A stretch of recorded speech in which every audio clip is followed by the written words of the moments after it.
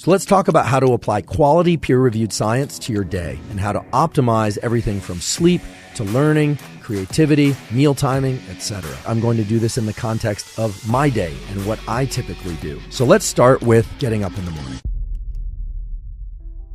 Now, for me, I tend to wake up sometime around 6 a.m., 6:30, sometimes as late as 7 a.m. I don't typically sleep much later than 7 a.m. The first thing I do after I wake up is I take the pen that's on my nightstand and the pad of paper on my nightstand, and I write down the time in which I woke up. Now, I do sleep with my phone in my room. I realize this is considered a sin and has certain hazards associated with it, but I put my phone on airplane mode about an hour before I go to sleep, and then I set my alarm typically for 6:30 a.m., and some days the alarm wakes me up. Other days, I wake up before the alarm, and yes, some days the alarm goes off and I hit snooze a few times, and then usually by 7 a.m., I am up and out of bed. The second thing I do after I wake up is to get into forward ambulation, which is just nerd speak for taking a walk. Now, I have a dog, and as many of you know, he's a bulldog, and he doesn't really like to walk, especially not in the morning. But for humans and for animals, there's a phenomenon whereby when we generate our own forward motion, forward ambulation, visual images pass by us on our eyes, so-called optic flow. And for those of you that are low vision or no vision, the same phenomenon occurs in the auditory system. Sounds pass by us in so-called auditory flow. Getting into a mode of forward ambulation and especially experiencing visual flow has a powerful effect on the nervous system. The effect it has is essentially to quiet or reduce the amount of neural activity in this brain structure called the amygdala. Amygdala means almond, and many of you have probably heard about the amygdala for its role in anxiety and fear and threat detection. And indeed, the amygdala is part of the network in the brain that generates feelings of fear and threat and anxiety. It does a bunch of other things too, but that's one of its primary functions. There are now at least half a dozen quality papers published in quality peer-reviewed journals that show that forward ambulation, walking or biking or running, and generating optic flow in particular, has this incredible property of lowering activity in the amygdala and thereby reducing levels of anxiety. So for me, this process of taking a walk each morning isn't about exercise. It's not about burning calories. It's not about any of that. It's really about getting into optic flow and reducing the levels of amygdala activation. Now, I don't have anxiety. At least I don't have chronic anxiety or generalized anxiety. I tend to have a lot of energy, but at these points in the morning, I'm not very energetic. Sometimes I'm sort of shuffling more than I'm walking, in fact, and Costello is almost always shuffling, and I'm almost always trying to drag him first thing in the morning. But that walk is a particularly important protocol each day because it really serves to push my neurology in the direction that I'd like it to go, which is alert but not anxious. And it's kind of a fine line sometimes, especially as events surface throughout the day, emails come in, text messages come in, get bombarded with a number of things. I want to be alert and responsive. I want to be able to focus, but I don't want to feel anxious or reactive to these things. So the forward ambulation and this optic flow is the way that I ensure, based on quality peer-reviewed data, that my amygdala activation is slightly suppressed.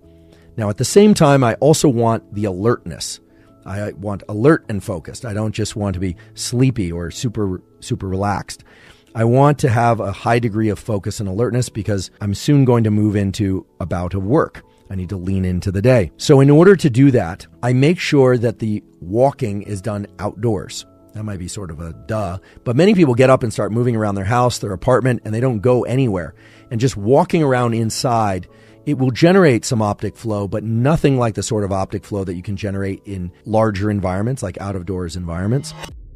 Now, in order to get the alertness, I do it outdoors because I also want sunlight in my eyes. I know many of you have heard me talk about this ad nauseum on various podcasts and this podcast, but getting sunlight in your eyes first thing in the morning is absolutely vital to mental and physical health.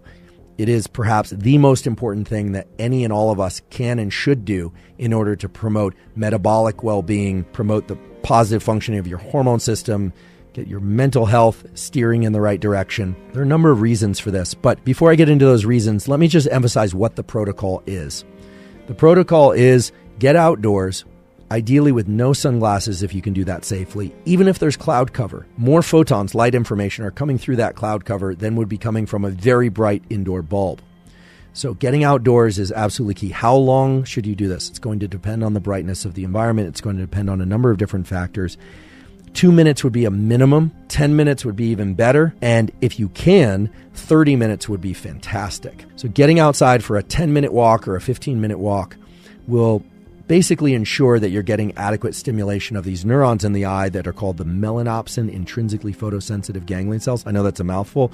These are neurons that don't care about shapes of objects or the motion of objects. These are neurons that convey to the brain that it's daytime and it's time to be alert. And it sets in motion a huge number of biological cascades within every cell and organ of your body, from your liver to your gut to your heart to your brain. It really sets things down the right path. So then Costello and I get back from our walk. Sometimes that walk was 10 minutes. Sometimes it was 60 minutes, depending on how slowly Costello is walking that day. Indeed, we get back. I give him his food. I give him his water. And I give me my water. I'm a big believer, based on quality peer-reviewed data, that hydration is essential for mental performance. Now, I confess I don't really like drinking big glasses or big jugs of water first thing in the morning. I don't know why, but my thirst doesn't tend to kick in first thing. Either way, I force myself essentially to drink at least 16 and most days 32 ounces of water. I also put a little bit of sea salt in the water. As many of you know, neurons require ionic flow. What that means is neurons need sodium, they need magnesium, and they need potassium in order to function. We do tend to get dehydrated at night. Even if the day is not very hot, I try and top off, or I try and make sure that I'm hydrated early in the day before I begin any work. So I make myself drink this water with a little bit of sea salt. How much sea salt? If you really want to get detailed, I suppose it's about half a teaspoon. It's not much. At that point, I start thinking about and fantasizing about and craving caffeine, but I don't drink that caffeine yet. I purposefully delay my caffeine intake to 90 minutes to 120 minutes after I wake up.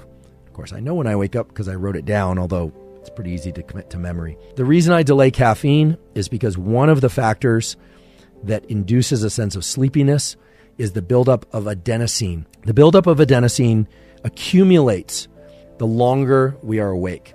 So when I wake up in the morning, when you wake up in the morning, your adenosine levels are likely to be very low. The reason for delaying caffeine intake 90 minutes to 2 hours after waking is I want to make sure that I don't have a late afternoon or even early afternoon crash from caffeine. Delaying caffeine to 90 minutes to 2 hours optimizes this relationship between adenosine and wakefulness and sleepiness in a way that really provides a nice, consistent arc of energy throughout the day and brings energy down as I'm headed toward sleep and falling asleep.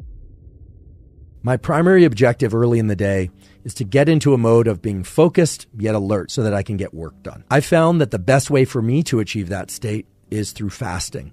So I don't eat anything until about 11 a.m. or 12 noon. Fasting increases levels of adrenaline, also called epinephrine, in the brain and body.